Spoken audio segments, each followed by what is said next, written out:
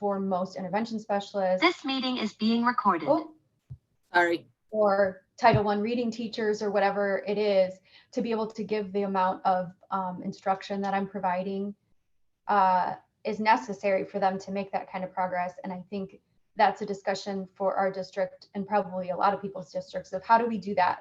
Where do we find the people?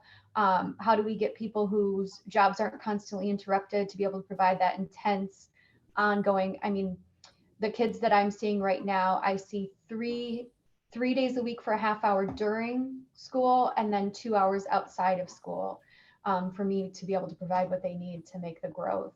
But we're brainstorming, coming up with like thinking outside the box. How are we going to do this? Because we know it works, and we can't know that this problem exists and have the tools to fix it and not start conquering that. So it's really valuable in that sense.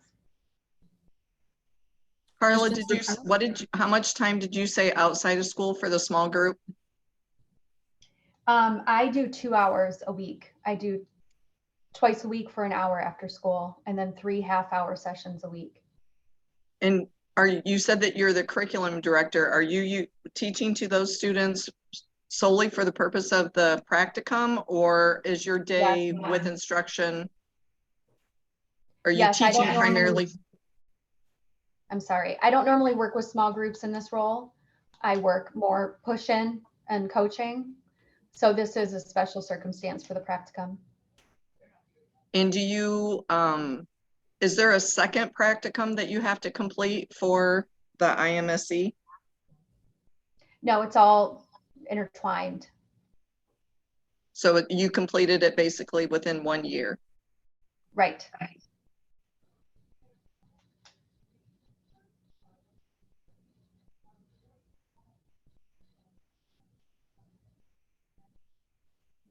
Is there anybody else that is lined up to go through this through your school district, or are you going to solely be the only person? At this time, there aren't any plans. We honestly haven't really discussed it. We only have 2 curriculum consultants, and the other one, like I said, she's closer to retirement. So that's not something we see her doing, but it's a possibility. I guess we just haven't gotten to the point of discussing that yet.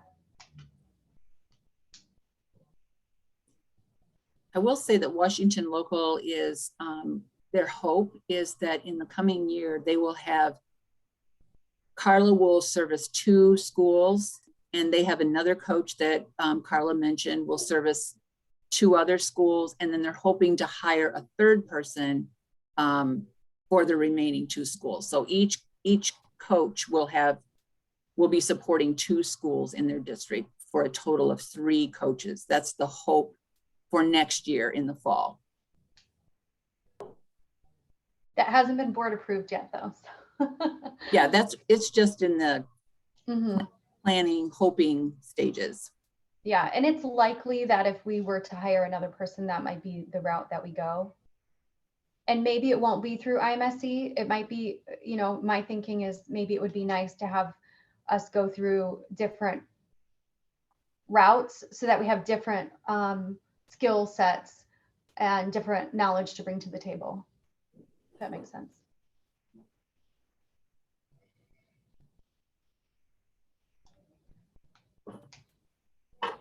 Any other questions for Carla?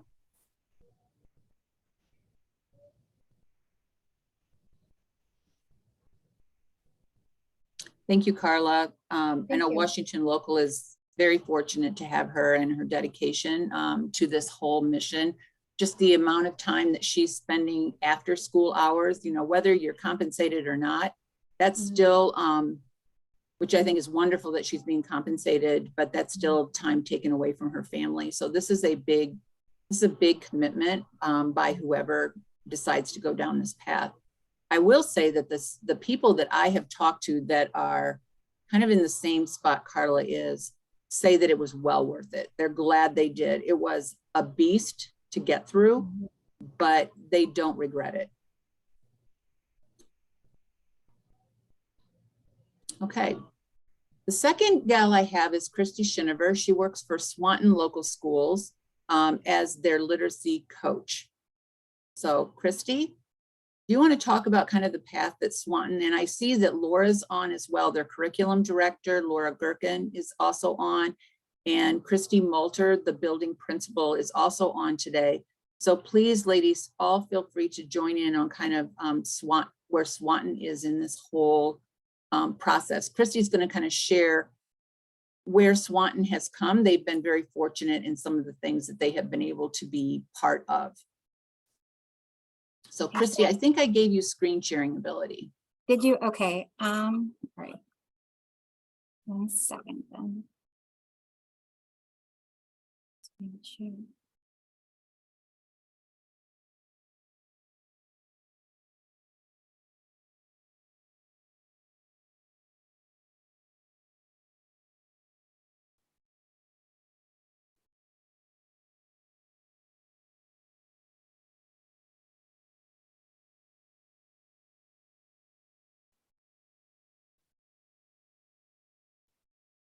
Okay. Can you see my screen? We can. Okay. So we were fortunate enough back in 2017 to be selected as one of Ohio's 16 early literacy pilot districts, which gave us the funding for training all of our teachers at the elementary school, as well as our speech language pathologist and intervention specialist for 4th grade to take part in the letters training.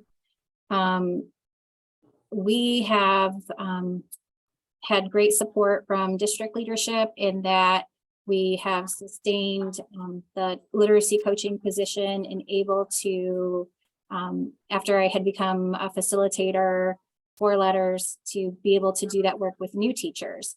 So we actually even have it outlined in our local literacy plan that new teachers, as they come in, will be trained in years 1 and 2. And this provides so many more hours and such a deeper understanding of the science of reading than, you know, a lot of other avenues that are out there at the accreditation level, not talking accreditation plus level yet.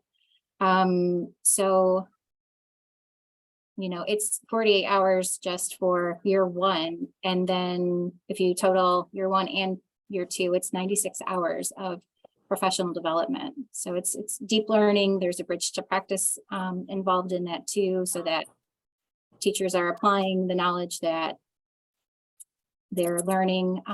It costs about $667 per teacher. And that gives them access to units 1 through 8 for 2 years, and also covers the cost of letters volume 1, which has units 1 through 4 in it, and volume 2, which has units 5 through 8. So, you know, we are lucky enough that we have already had something in place that really met that, met the requirements of the initial accreditation level for supporting teachers. So none of our teachers are required to do that 18 hours through the LMS module. They already have this, but we're kind of looking into maybe going through those modules and maybe pulling some of it out to share with teachers as far as maybe some review. So I'm going to stop you there. Christy and I did talk about this last night, so this is not a surprise to Christy.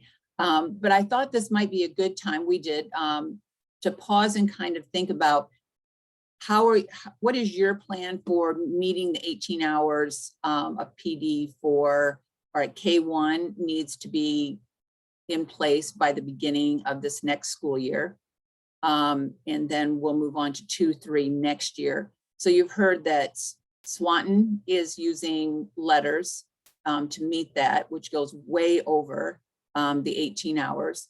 We saw that Washington Local is using Orton Gillingham as they're training all of their teachers in that. Does anyone else want to share kind of what they're doing to meet that criteria through the legislation? Debbie, I can speak for TPS if you like. Yes, please. So what we ended up doing with our our groups, our administration ended up, because we wanted everybody to get this done and not on their own time, we ended up, our admins gave us 3 days, K-3, without students. So we had 3 days. The next one's coming up on Monday, our last one, that they had 3 days without students to sit in their classroom at their computer and go ahead and work on the ODE modules. So if you already had OG training or anything else that, was acceptable from the list, you still had to come to school, you still had to be there. But teachers who were not, did not have the specifications necessary, they could sit for those 3 days and do their modules. So that's how TPS is doing it. We just went K-3 just to get it all done and finish it up.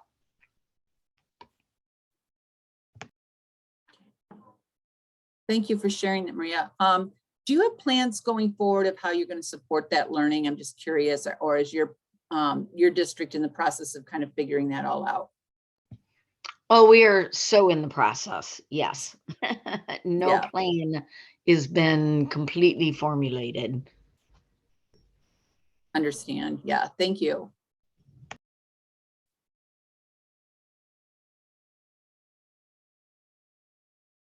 Anyone else want to share how they're meeting the criteria? Our Fayette did the same similar thing. They provided professional work days, and all of our staff did the 18 hours unless they had already had the, like, we had one individual that had the Orton Gillingham training. They are trying to figure out what they are going to do for next year, what the requirements are, and how they're going to train new hirees, how they're going to provide that time.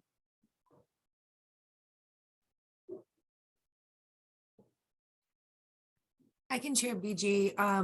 We have trained all of our reading specialists. They are actually completed letters, and then all of our intervention teachers, K through 12, are actually going through letters right now. So that'll meet the requirements for all of them. And then for next year, K1, we are just using the dyslexia modules, and teachers are completing those on their own, and we're paying them just because of the timeline.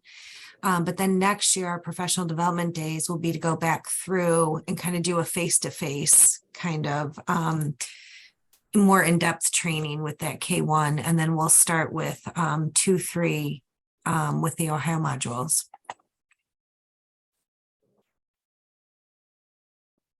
Thanks, Angie.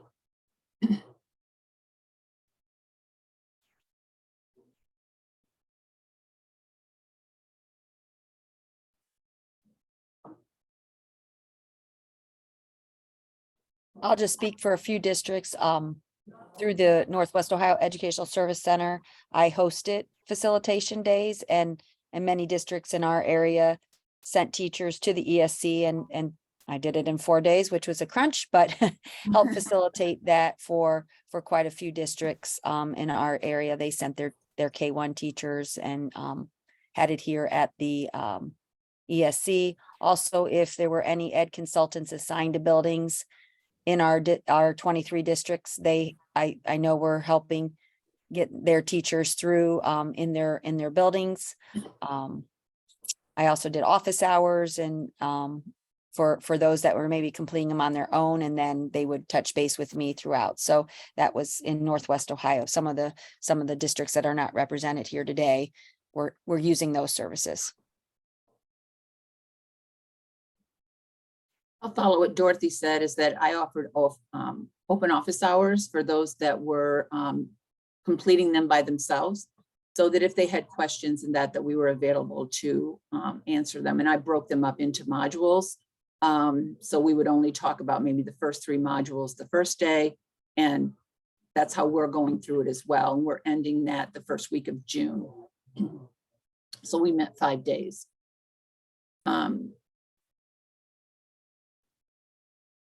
Karen Cox says that Brian completed the OD modules for 18 hours and time was given during PD days. Sunbridge said they're similar to Washington Local with the Orton Gillingham.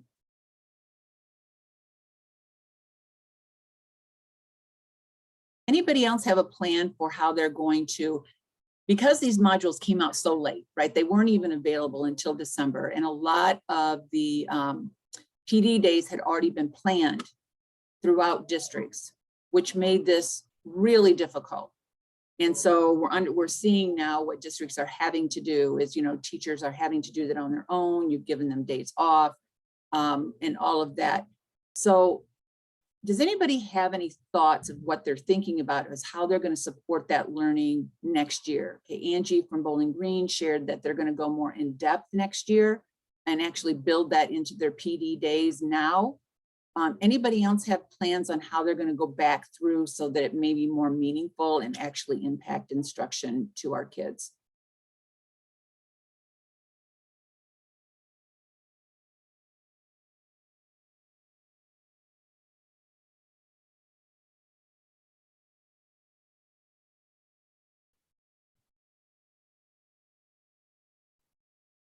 One of the things that we've done here at Crestview is during our TBTs or our weekly grade level meetings, we've went on OD's website and they have 5 to 10 minute short clips of teachers doing mini lessons with their students.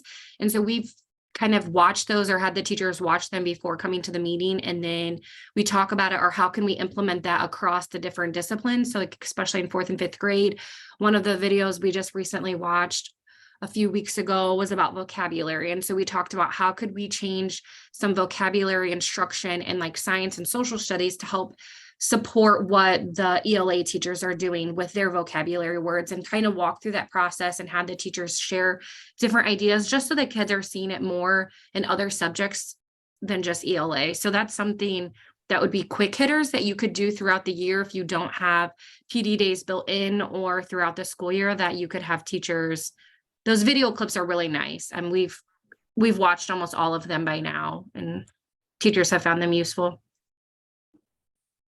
What video clips were those again from OD? Some of them are from Michelle. Debbie, or do you know exactly? I'd have to dig into our team notes to get the link. Are they the Illiteracy Academy ones?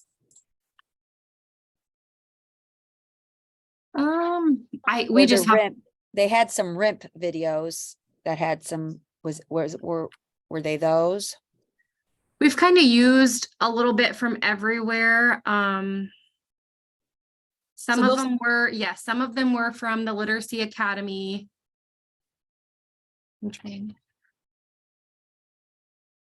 Yeah, because I'm trying to think, Lindsay, and I don't remember one location of video clips of teachers. So I do remember the Literacy Academy. I do remember the RIMP videos that Carolyn and Michelle did back a year or so ago. I do know that they had some Padlets out and s'mores on science of reading, but I'm not placing a site for video clips. No, we've just Googled different ODE or found them, and then we just link them in our team meeting. So for us, it's just LinkedIn. We've also received the Reaching All Students through Language and Literacy grant. So we have some video clips or snippets of recording that we've found beneficial. So we've kind of snipped that and just shared those out. It's just kind of talking points. It was just a way for us to, because we kind of just had all of our teachers. We had someone lead the dyslexia 18 hours, and that's what we did for our training. That's what kind of worked right now for us. And then we just wanted to make sure it wasn't just a one and done. So this was just our way of trying to continue it, or to talk about some of those talking points. We kind of highlighted them, and then we've picked some to finish out this school year, and then kind of even to start next school year, what we want to keep on going with the teachers. Fabulous. Also, speaking on the Literacy Academy, all of the past academies have been recorded. And so you can go on ODE's website and just Google Literacy Academy, it'll pop right up. And then past years, it has all of those sessions and those recordings are available. So you've got people like Tim Shanahan and, you know, other well-known speakers across the country. They're all housed there, which would be kind of a neat way to use that is Crestviews format, is to watch them together and then see how you can implement it across different disciplines.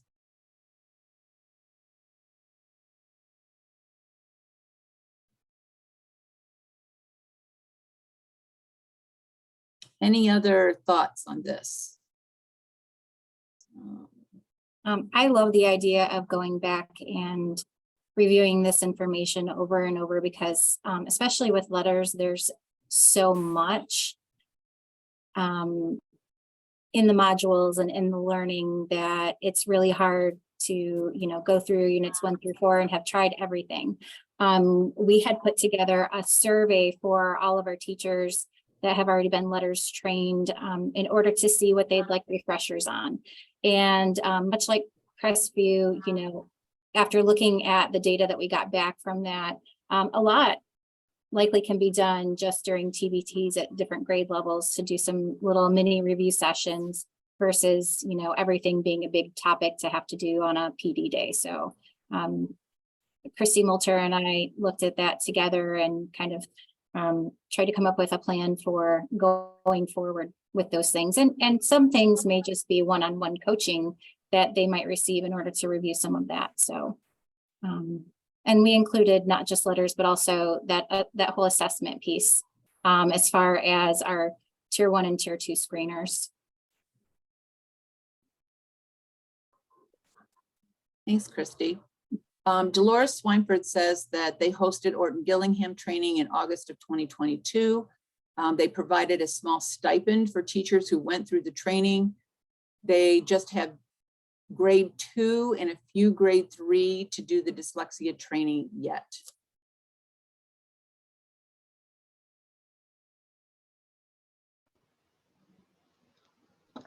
I'll add to it, Genoa. We decided to do it as a whole school at the elementary, even though 4th and 5th had no real requirements, and even 2nd and 3rd at this point. But we decided we were going to do it all at once, and we did it together. We all went to our media center, and one person kind of led the modules, but everybody had their laptop there, so we could, you know, click through the different slides. This was the ODE training anyway.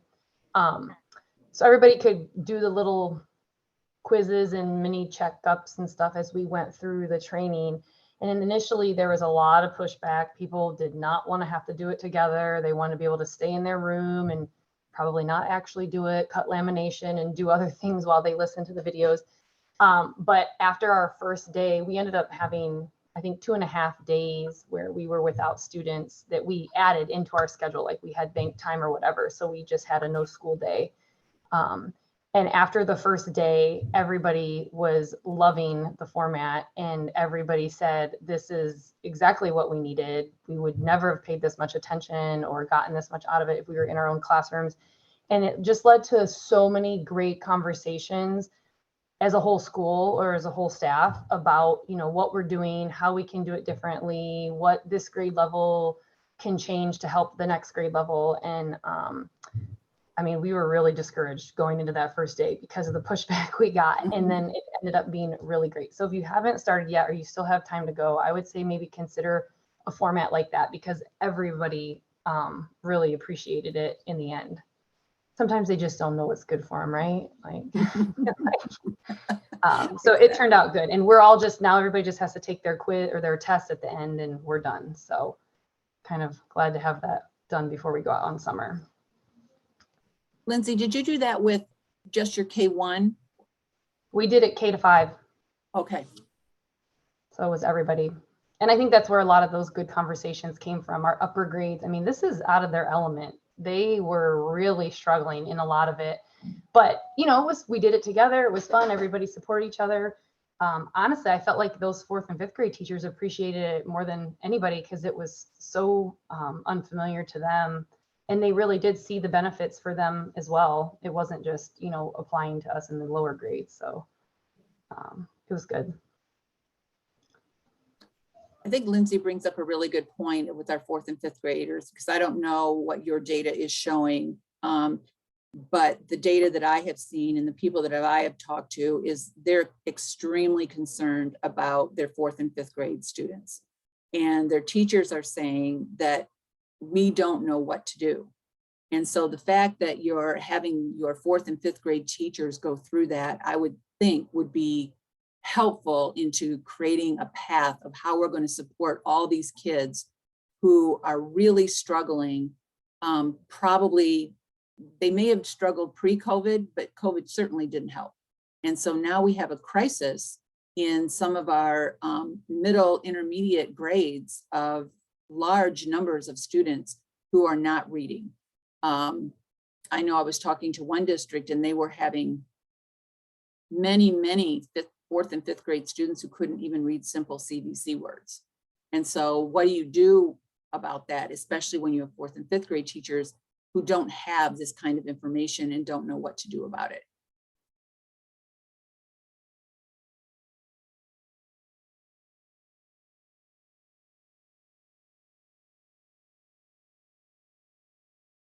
Okay, Christy, do you want to go ahead and move on then?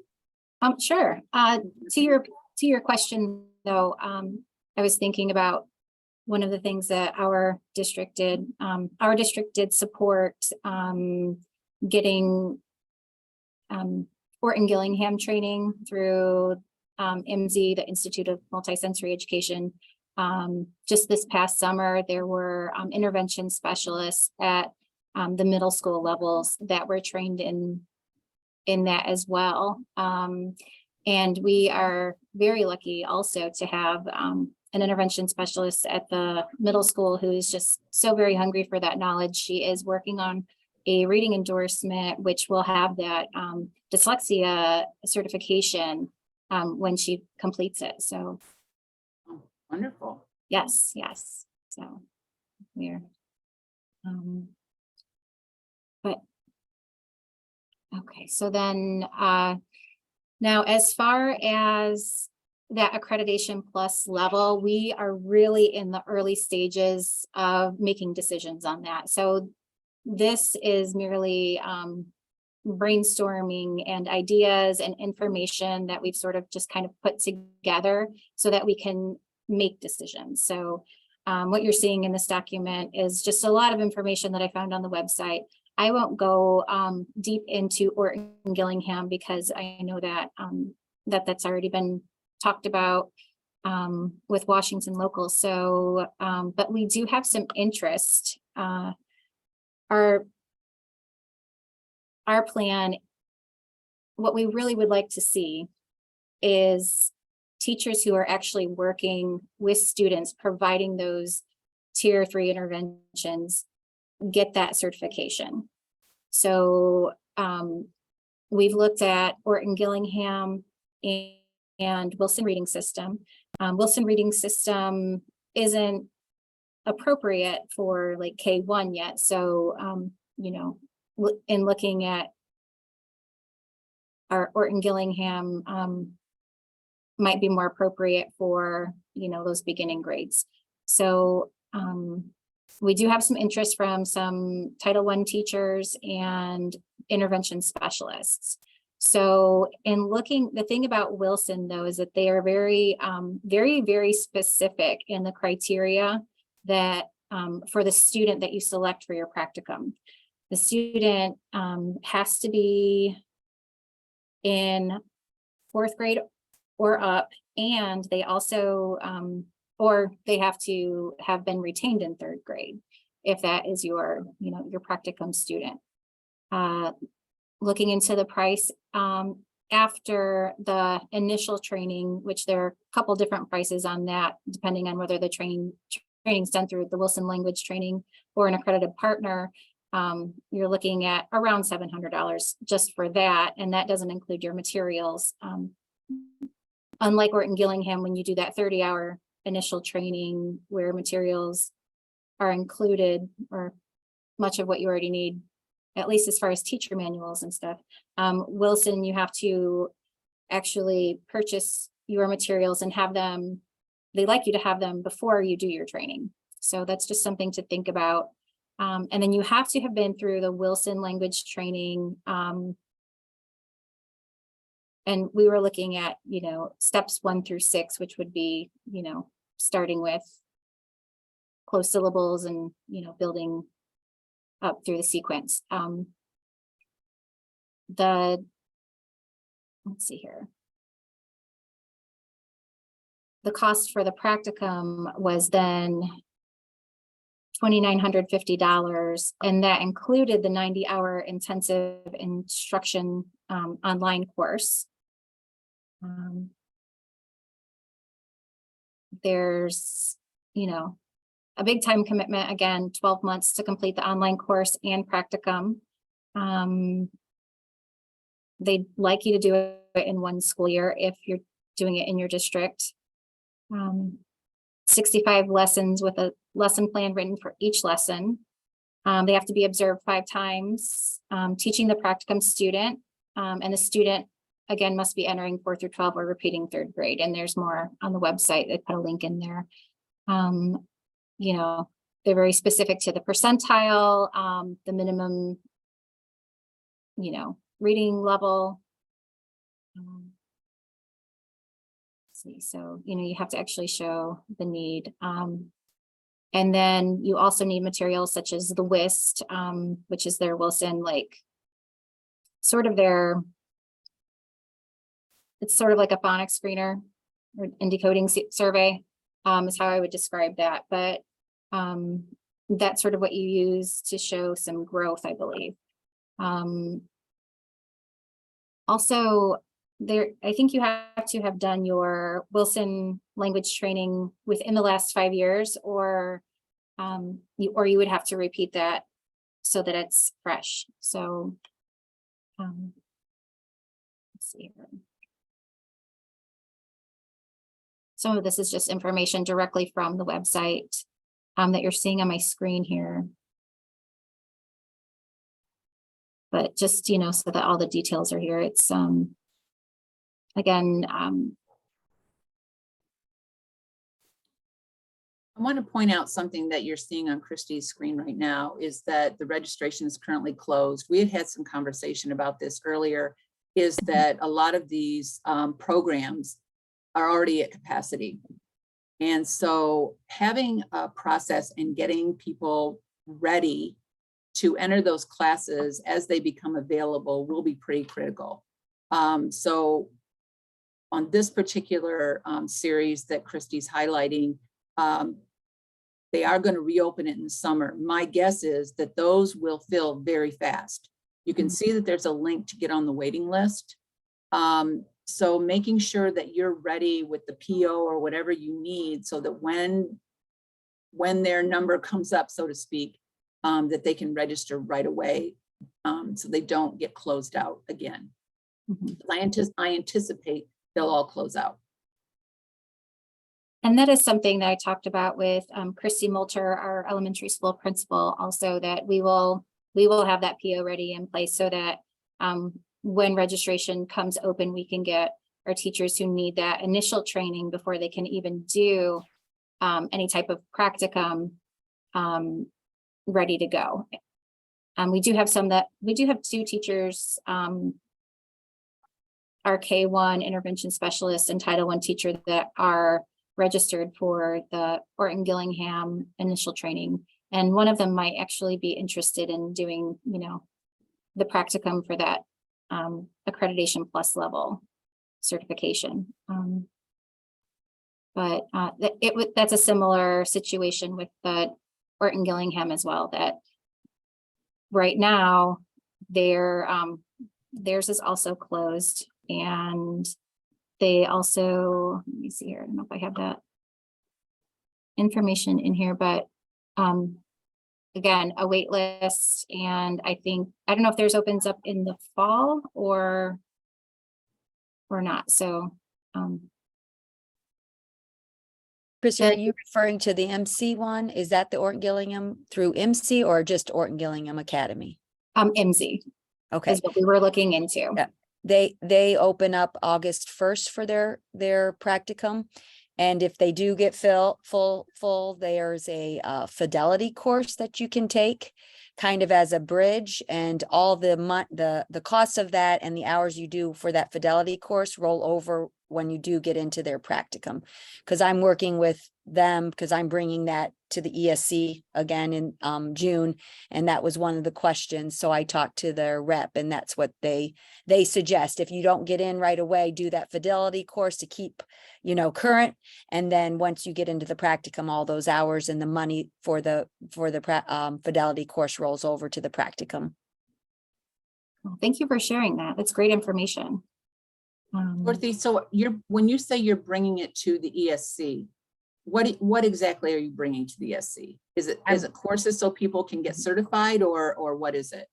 Well, not certified, but the first step. So we're hosting the OG Comprehensive Plus through MC in June. That's the first step to get certified. So then teachers would have to go on and do their phonemic awareness and the practicum to get certified. But I'm just trying to get that, because a lot of districts are training all their teachers in that for tier 1, and then certain ones like your intervention specialists, your Title I teachers may go on to get that certification. So they've gotten that main course done here. I can host that, and then they can go on and do their practicum after that.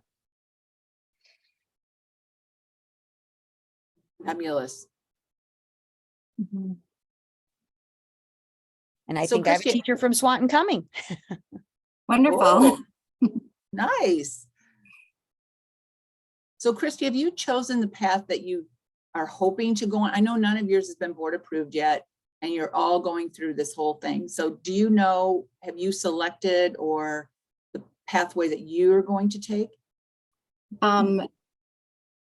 So actually I do begin my own pathway next week.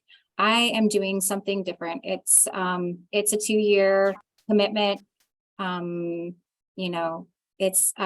an online certification program for dyslexia specialists. And that so completing this, I would be titled a certified structured literacy dyslexia specialist. And this is available through the Nyhouse Education Center. But with it being online, I'm able to attend. So I start next week. I go for 10, and then I go for 10 weeks straight all the way through the summer. I have the courses, the class meetings, and are, let's see, 2 hours on Tuesdays and 2 hours on Thursdays throughout the summer. And then we have, once we finish that phase 1, then I actually would be able to start with one of my students. So I will have to do 3 different students at different levels to reach that specialist level versus the interventionist type of accreditation. So then I would have 3 more weeks in the fall of class meetings, and then 3 more weeks in the spring of next year for class meetings. The cost of this is, let's see here, $2,500, which covers like your class, and let's see here.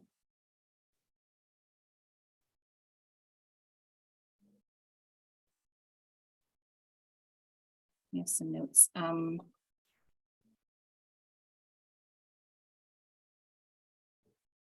Sorry, I didn't mean to put you on the spot, Christy. Oh, no, that's okay. Sorry.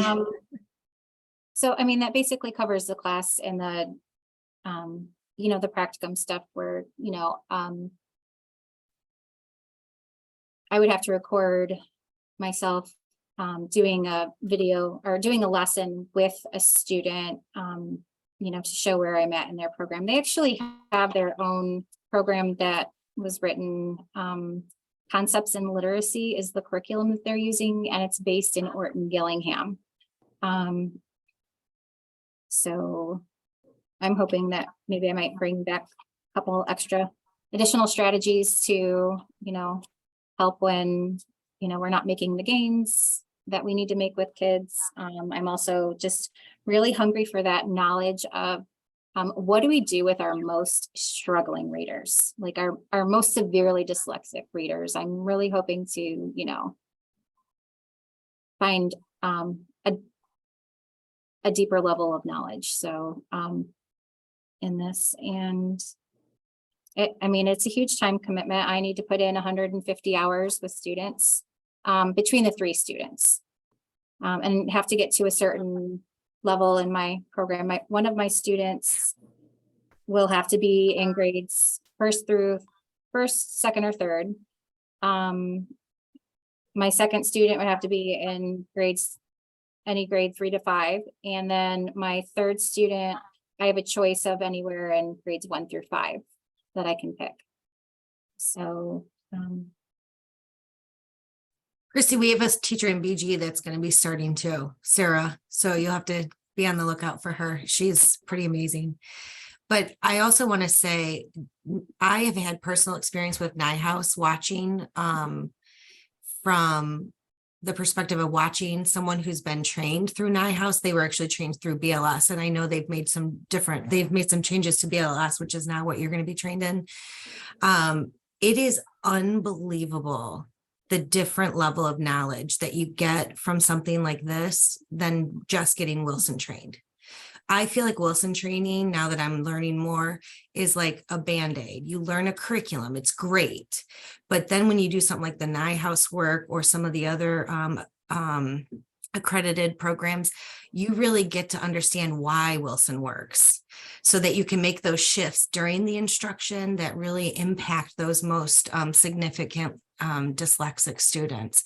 It is unbelievable, the growth and progress I've been watching through a very skilled NIHouse trained educator. It's just been eye-opening. So congratulations. I know you are going to be amazing. oh, thank you. I'm super excited. I can't wait.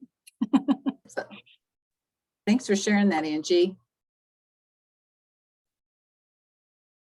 Any questions for Christy?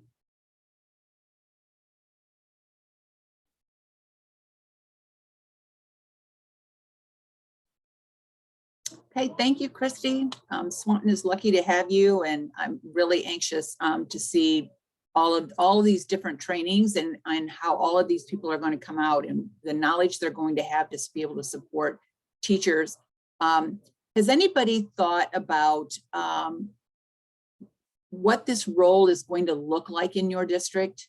Is anybody to that point that they're willing that they can share, this is where we're at and this is what we're thinking, even though we understand it may not actually roll out that way, but is anybody to that point yet?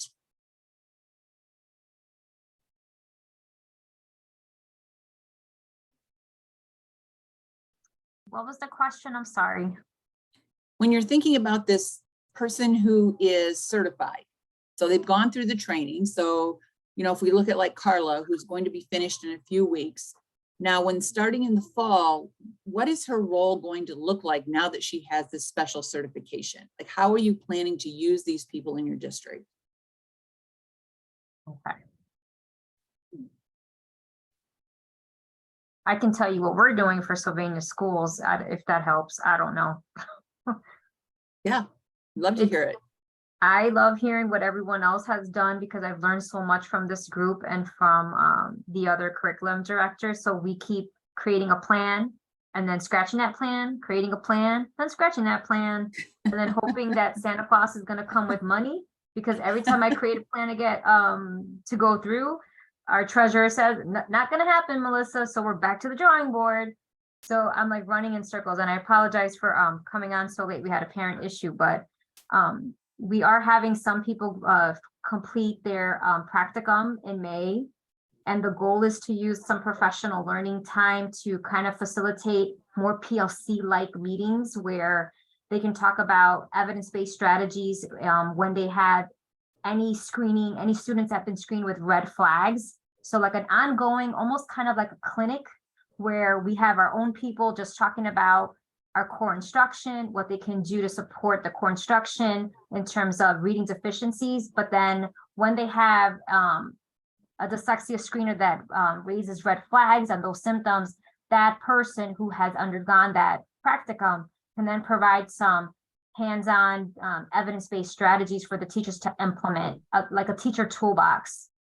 That's all I can afford right now because I have no money to get anybody to do any other training that they're asking for. So if anybody knows of a secret grant or anything or a lotto we can do, because I have no idea how to set off this literacy process for our teachers. And in our school district, you're talking over 100 teachers in our K-3 plus intervention.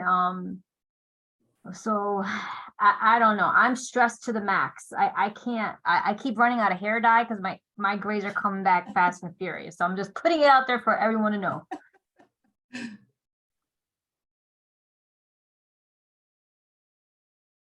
That's all I got. Hey, Melissa, I Melissa. feel your pain. It's Ange. But there is, I don't know if you guys would be able to qualify for it, but they did just open the third round for the Comprehensive Literacy State Development Subgrant. There's a third round of funding that is open through the CCIP. I am going to ask You because have to submit, oh shoot, you had to submit your intent to apply by May 5th. okay, so that's that. And then Well, but I mean, I Email don't them. know, maybe ask them. Yeah, email them. You know, I'm Yeah. not saying it's a for sure, but I would definitely reach out. You know, for this group though, the other issue that Melissa brings up, it is so true. We needed a reading specialist for our high school. And because we can't serve those kids. And I think we have to figure out how to get treasurers to understand the need. And that it is going to take money. So like as a district, I don't know, Debbie, maybe you could take that feedback back to the state. How do we get everyone in the district on board that we need to prioritize this? Because I understand, Melissa, where you're coming from. I mean, there's other things I'd love to do, but you just can't because you're limited by the funding.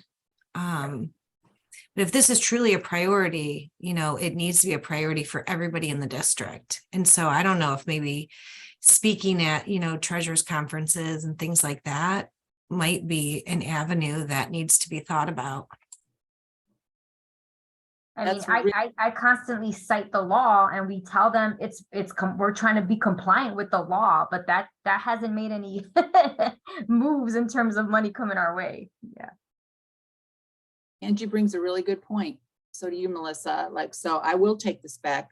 I take your feedback back and see if we can get some traction under it. That's a really great point.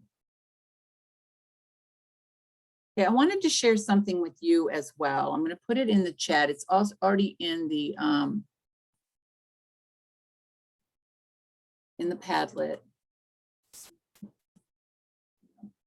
Is that we have a planning tool that's been created. It is not finished. This is draft form that you're going to be looking at here, but I kind of want to get your feedback on this. And it's just to help to guide districts through the certification process.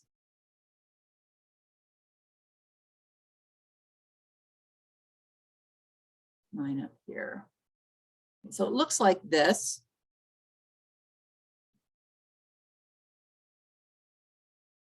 I want you to just take a few minutes to look at this, and then I'd love to get some feedback from you on your thoughts on if this would be a helpful tool for districts or what's missing from it that needs to be added.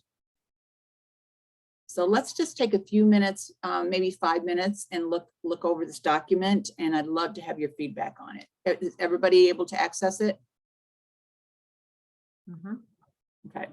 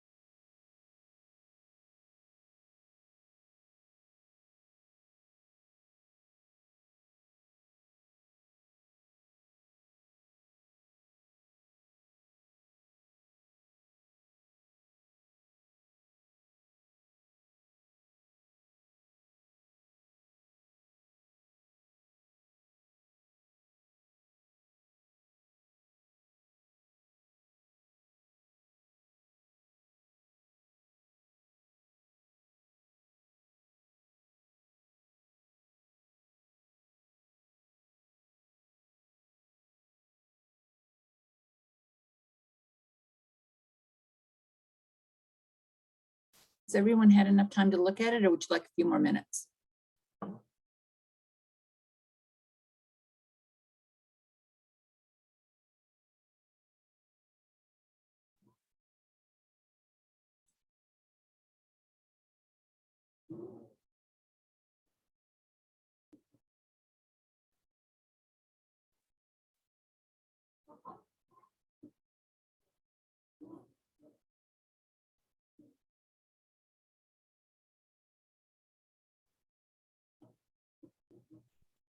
It looks like I'm getting several thumbs up.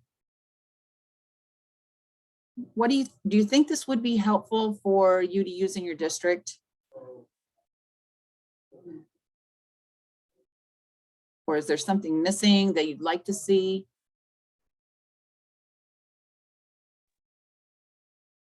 Debbie, I think it would be very useful. I have a dyslexia committee. And so when we're looking at determining how to, grow people, this would be a great tool because it allows us to answer some questions before we just pick a training method. Does it really meet these requirements rather than just, whatever the latest and greatest is? Mhm. So it's nice guidance. It's a nice start. So there's been a group of us down in ODE who have been working on support documents because we know the struggle is real in districts, and so we've been trying to create like what would be helpful for districts. And so this is in draft form. It will, it's going through the final legal and approval process now, but you're getting like a first peek at it.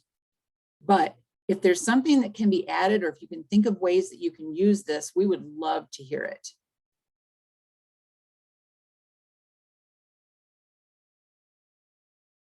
What did the rest of you think?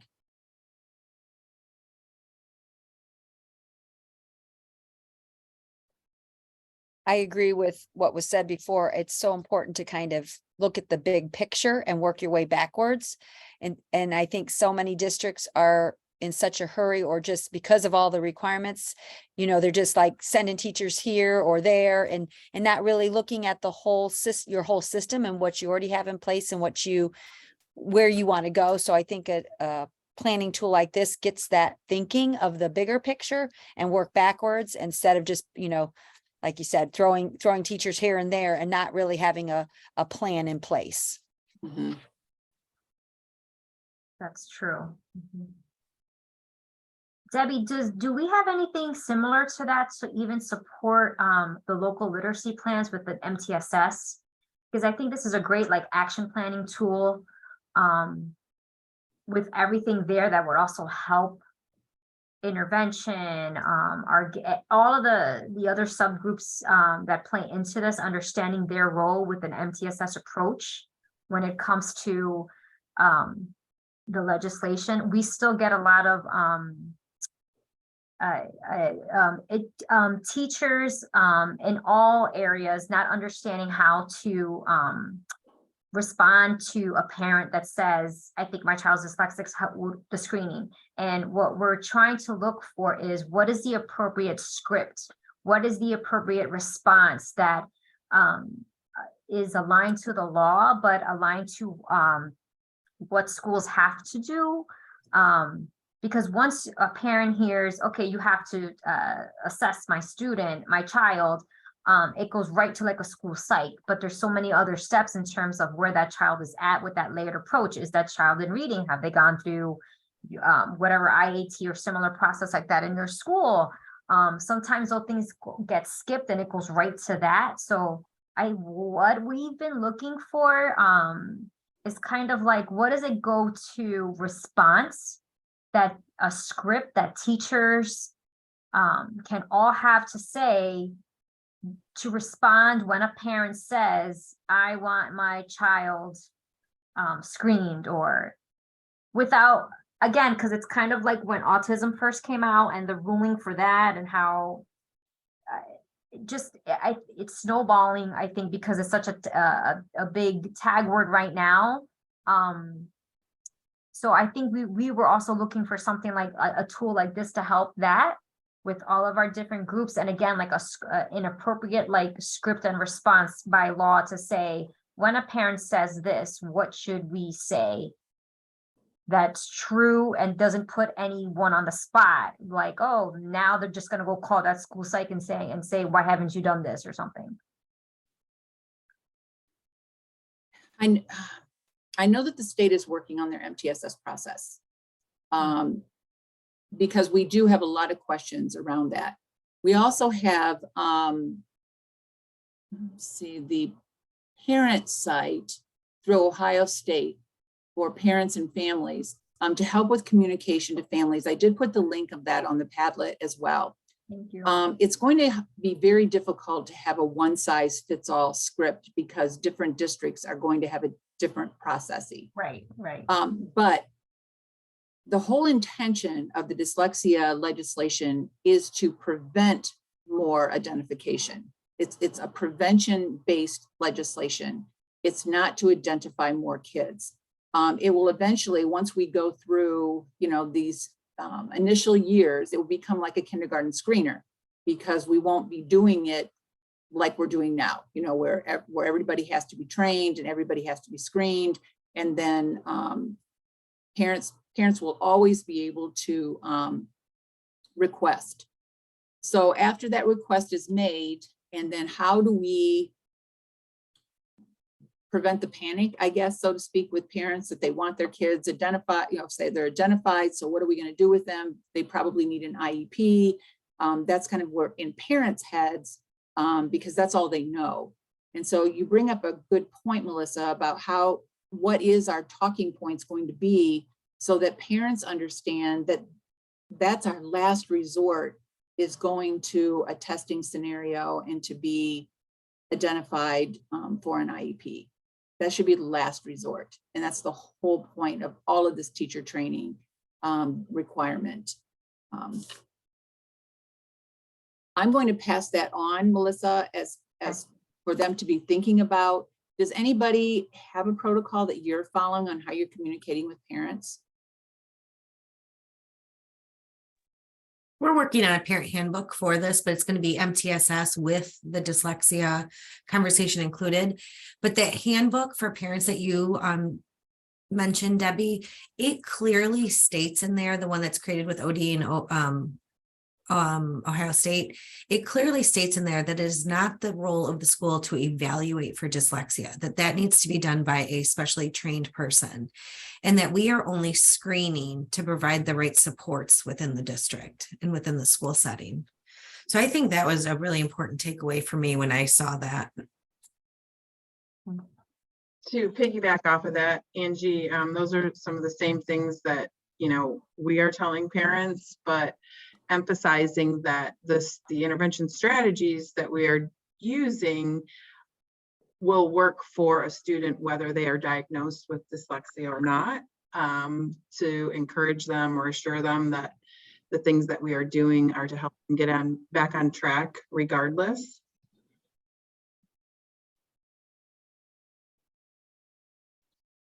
Yeah, that's such a great thing that you just said, Christy, because what I'm thinking about, we're talking about all of this instruction and how we're building the capacity of our teachers to really get to a more structured approach to literacy, very explicit, and how it is great for all kids, but absolutely critical for some.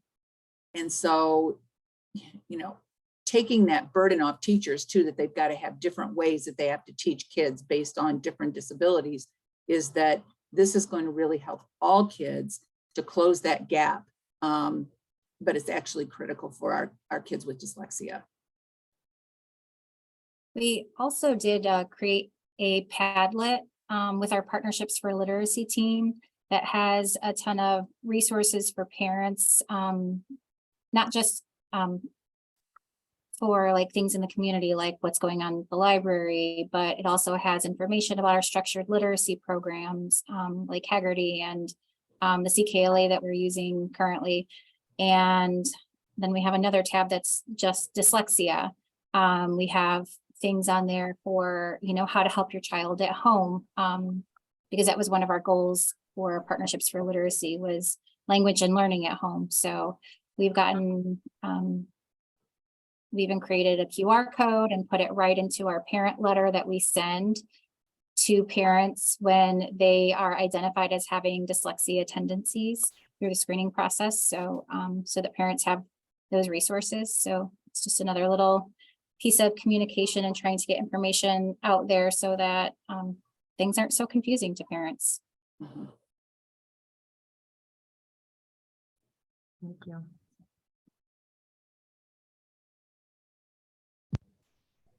Would anybody be willing to share their letters that they've created that are going home to parents next year for students who did show tendencies in their screening?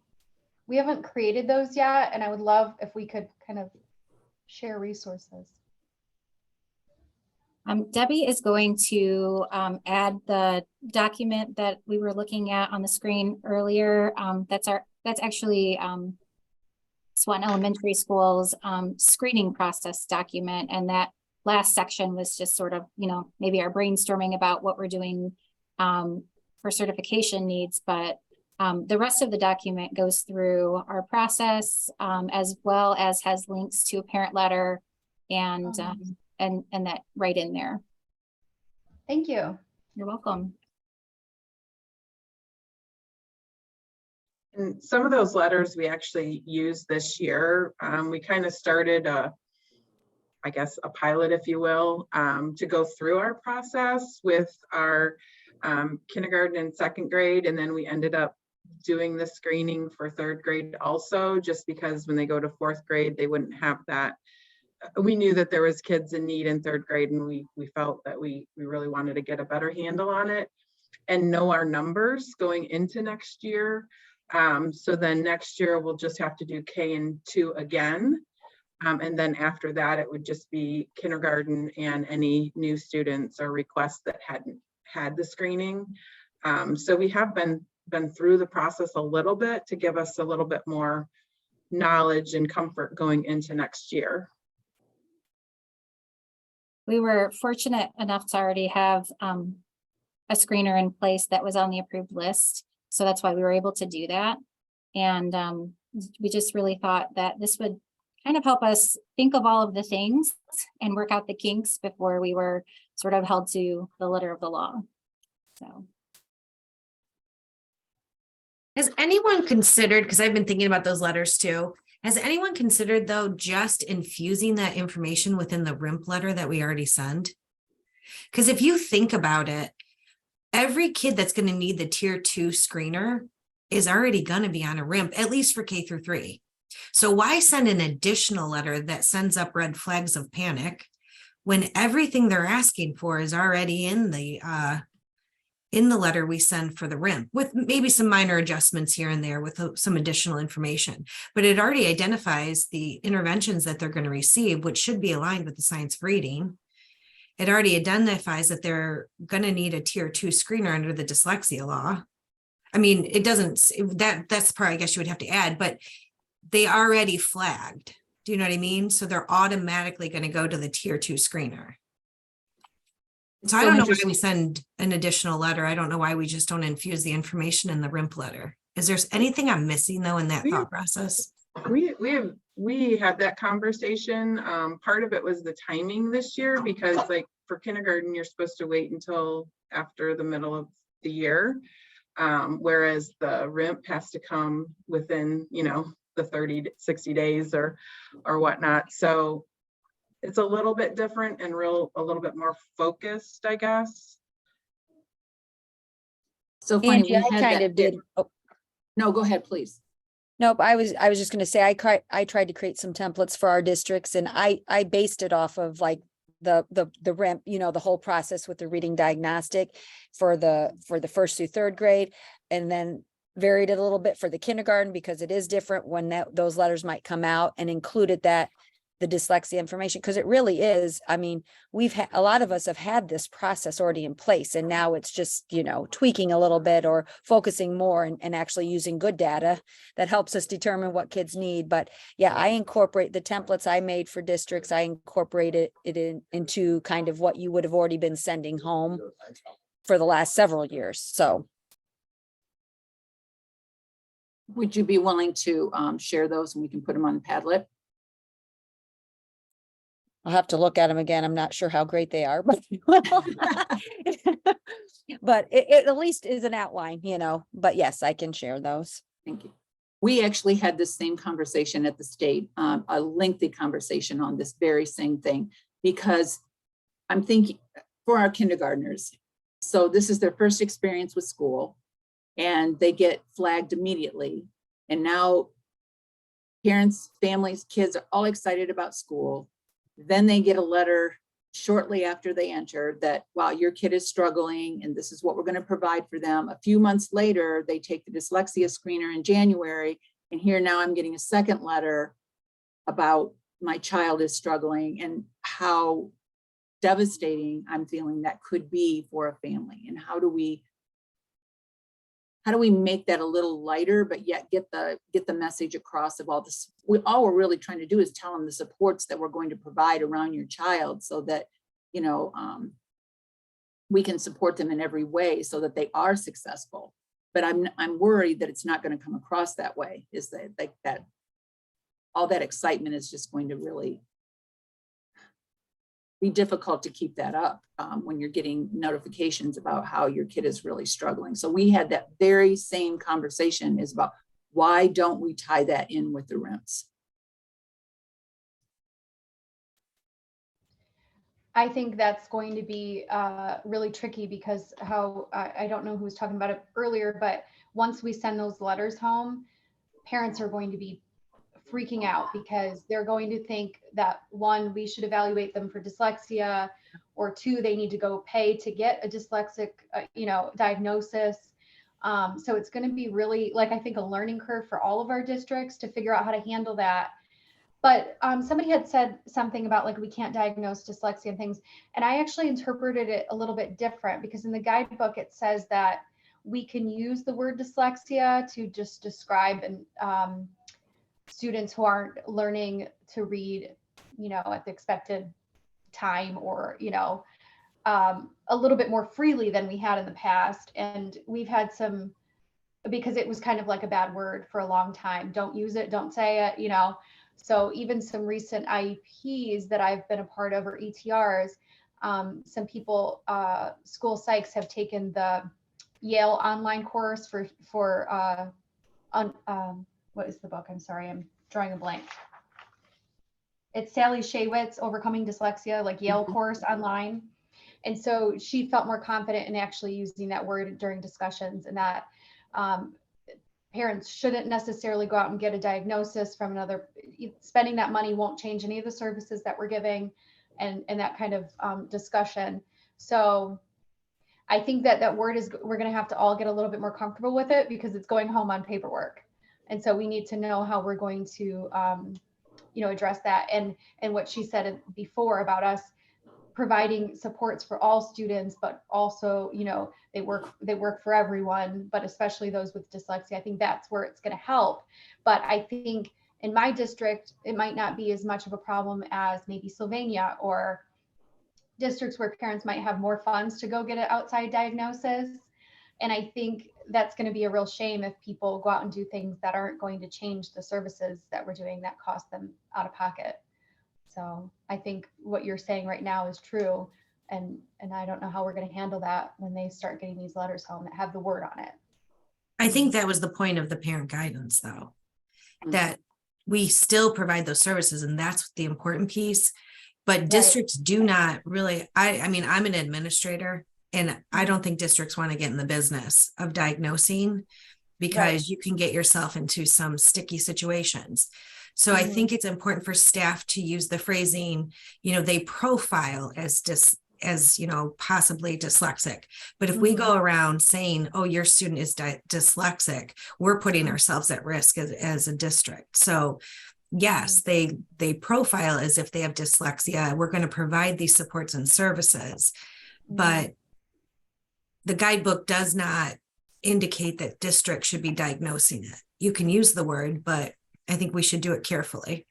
Yeah. I that's I good. think the difference is a clinical diagnosis. We as educators cannot provide a clinical diagnosis of dyslexia. However, we can evaluate and determine a learning disability, and dyslexia is a reading learning disability, and it falls under that category. And you can describe it as that profile, like you mentioned. Dyslexia has a certain profile, and if the data you gather through your ETR puts those students into that word recognition, profile that, is, representative of dyslexia, then that's where it comes through. But yeah, we are not going to clinically diagnose a student with dyslexia because we're not medical professionals, but we are professionals that will do an evaluation and can determine a specific learning disability in the area of reading, which then determine based on the kids' data that might fall into that reading profile that would match with dyslexia. So Well said, Dorothy.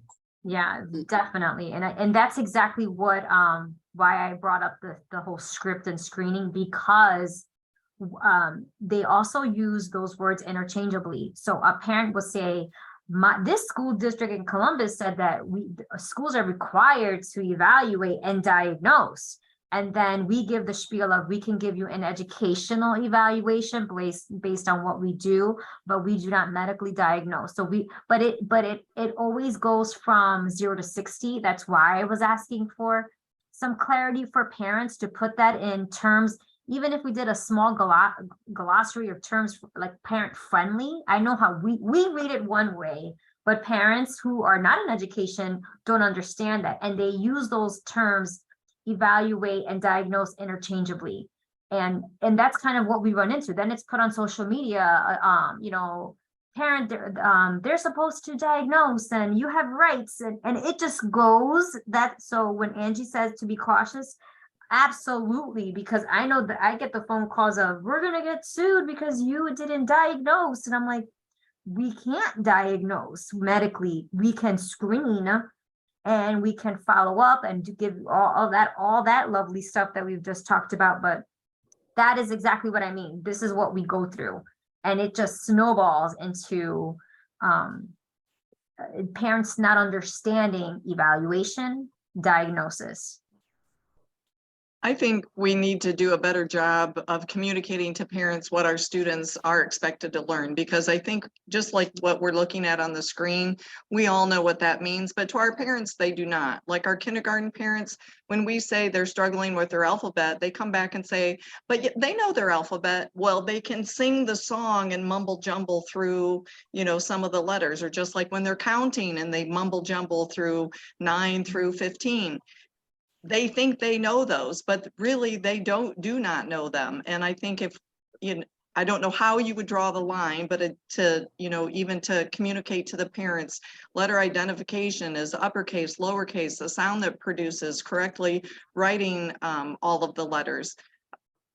And that's only one small aspect of it. And I don't think our parents realize that. And so then when we come back and say they can't, I think they really struggle with that. But I don't know how that would look like into second grade, into third grade. But I think if we had those grade level meetings with our parents and kind of just communicated what we're doing in the classroom and what we're working towards, that maybe they would have a better understanding. And then when they see that their child isn't, maybe they could, assist with that certain expectation, I hope.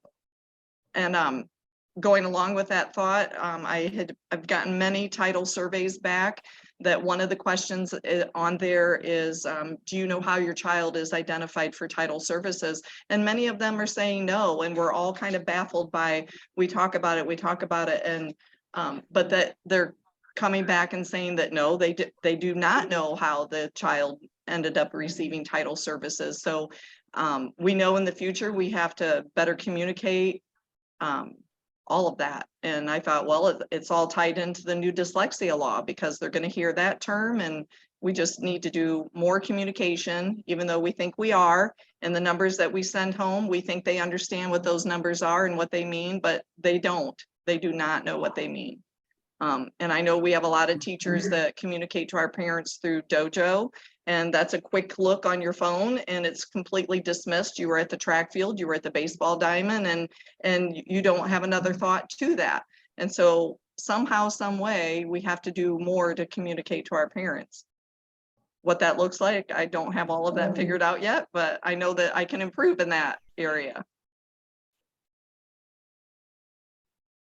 I think that's such a good point, and I think that's why Ohio has incorporated family engagement into all of their work, because they're seeing that very same thing, is that we've got to get around the teacher speak, and how do we make that understandable for parents as well? Yeah, great point. That's one of the things that we use our Partnerships for Literacy team for. When we have documents like this, we do bring them to this team and have parents look at them to, make sure, is this understandable for parents? Is this, how can we make this better? What do you understand about it? What don't you understand about it? That team has been an integral part of improving our communication with parents.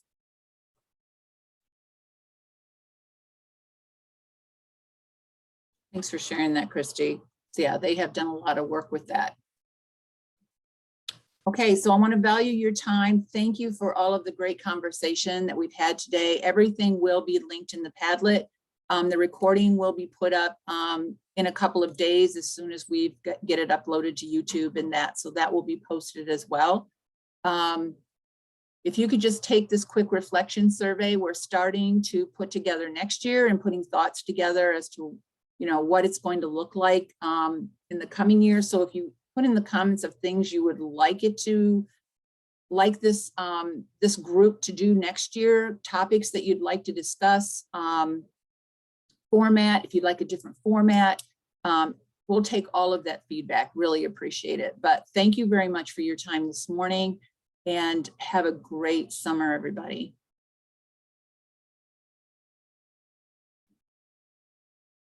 Thank you. Thank you.